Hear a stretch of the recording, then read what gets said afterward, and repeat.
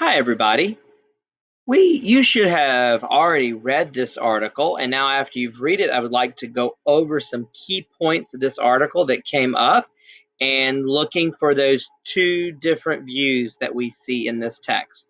First thing I want you all to think about is how oftentimes when we read a text like this, and it's a subject that we're very familiar with, we already have our own bias. Now, remember, bias is something that an opinion about something you already have formed.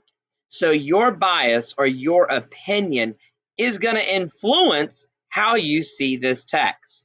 Because I'm sure when some of you boys saw this, I'm not going to mention any names out there, you were probably like, no, girls should not play football. It's a man's game. Okay, that's your opinion. But then some of you ladies out there were probably like, excuse me, if I played football against you, trust me, you wouldn't stand a chance. Which that is actually true. So you have to realize how that bias plays in what you're reading right away. And this is a skill that you not only apply when, say, doing a reading passage from your teacher, you can also apply this skill when you read anything. I'm sure a lot of you are on social media and you see different news stories on social media, and you have to watch how your bias affects how you interpret an event and what's happening. You also have to watch how someone else's bias interprets an event and what's happening. So, this is one of those skills that will not only help you be a better test taker, but it will also help you be a better reader. So let's look at this passage real quick.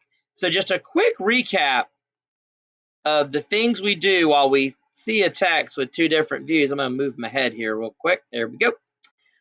Remember, read the title and identify the topic. Of course, the topic is girls playing football. The second thing we need to do is read the first and last paragraph. So real quick, I see I have an introduction that gives me an indicator of what the debate is, that there is a debate. And then my last paragraph actually ends with a question. And that kind of leads me to show how the author is really trying to balance both views and to really give both views a reasonable opportunity to explain themselves.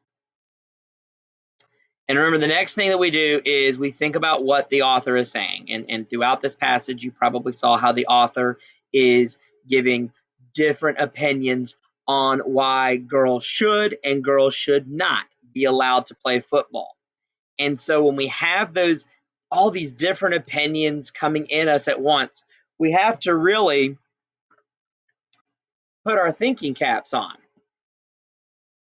And we not only use our thinking cap in math, we also use our thinking cap in literacy, because as readers, we are always having to run through thousands of questions in our head to help us really understand what's going on.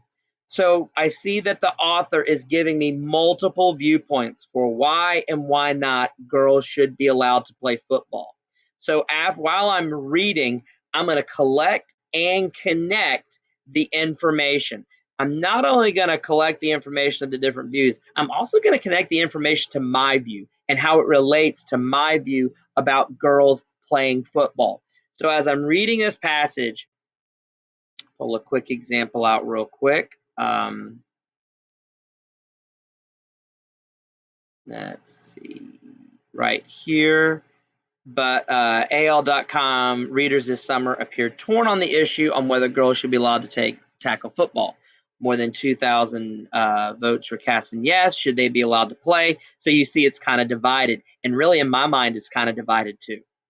So I think not everyone agrees on this, and I actually understand why that is. Now, thank you for watching. Prepare for the next section.